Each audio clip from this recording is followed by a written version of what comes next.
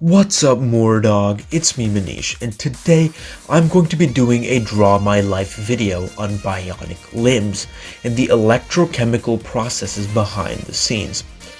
Bionic limbs are a recent scientific breakthrough that have aided in bringing back mobility to amputee victims and hold the potential to become a commodity that anyone could afford one day. You may have seen these bionics in movies like The Terminator or The Avengers, but how does it all work? The secret is in the electric signals that transmit through your nervous system. There are many different types of bionic limbs, but today we will be specifically talking about myoelectric limbs, or mind-controlled limbs. Now let's say in the middle of my electrochemistry test, my arm just decides to quit and fall off because of that spoon question. What happens to all the nerve endings that were previously connected to my arm in the shoulder? They will reassign themselves to my chest, since they are not needed in my arm anymore. So, a surgery called targeted muscle reinnervation is needed to reattach my nerves to the stump that was once my arm, and then attach the myoelectric arm to said stump, so the nerves in my body can react with the sensors in the arm. Now, whenever my brain shoots an impulse to move my arm down the nervous system, the bionic arm can receive said signals and do the action the brain intended. The brain now controls the limb. It can move fingers, grab objects, and the limb can even mimic touch and pain by sending signals back to the brain through its nervous system. However, what are these signals that are being sent to and from the brain that are able to control the arm? These signals are electricity. Electrons flowing through the nerves, generating minuscule amounts of voltage, so the muscles know how and when to react. The bionic arms can input this electricity into functions, but it is very complex. However, electricity is not generated out of thin air. Where does it come from in our body? This is where the electrochemistry comes into play. Our nervous system is composed of billions of neurons, and these neurons are able to conduct electricity due to ions found inside and outside the cell.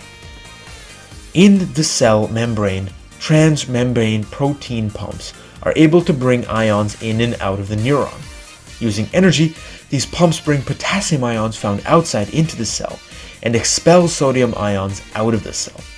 The result of this pumping is that the interior of the cell is left with a net negative charge, and the exterior of the cell has a net positive charge.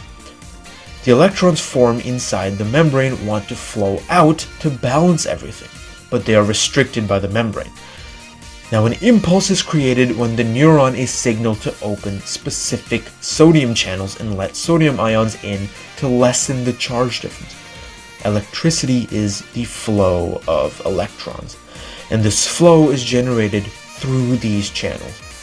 After the impulse is done, to reset the cell, potassium channels open, allowing potassium to flow out of the cell, which again brings the charge back to how it was previously. Sodium-potassium protein pumps also start working to bring charges back to normal, and everything resets. Boom. Electrochemistry. Now, bionic limbs seem very cool. They help rehabilitate victims of war and unfortunate accidents, and unlike other prosthetics, they allow victims to live normal, unhinged lives afterwards, with minimal risk of infection and damage and change to bone structure, etc. Now, these are only some of the pros, but the cons consist of three main things. The price, which varies between $20,000 to $100,000 per limb, its delicacy in weight, and the various ethical dilemmas that come with the topic. If bionic arms were to become more advanced in the future, they will easily be able to outperform real limbs in terms of speed, strength, and stamina. Athletes with bionic limbs could trump other contestants in sports such as boxing, weightlifting, swimming or running, etc. And bionic limbs could even be used as weapons in war, but mostly they are expensive, meaning only the top rich can afford them, the top 1%. These prosthetics would bring about a clear divide in economic class and be the start of a new line of privileged, artificially modified humans, which could be catastrophic. On a lighter note, I chose this topic because the human body interests me the most, and I wanted to learn in depth about how we are able to perform our daily motor activities and how engineers use this knowledge to their advantage in bionic arms. On a side note, I also have flat feet, and running a lot makes my ankles hurt, so I wouldn't mind a pair of bionic legs. I mean, that's why I really did this. That's what interests me the most. Bionic limbs are the dawn of the scientific future, and I hope this video helped you understand how they work a little bit better. Thank you so much for watching, and goodbye. See you next time.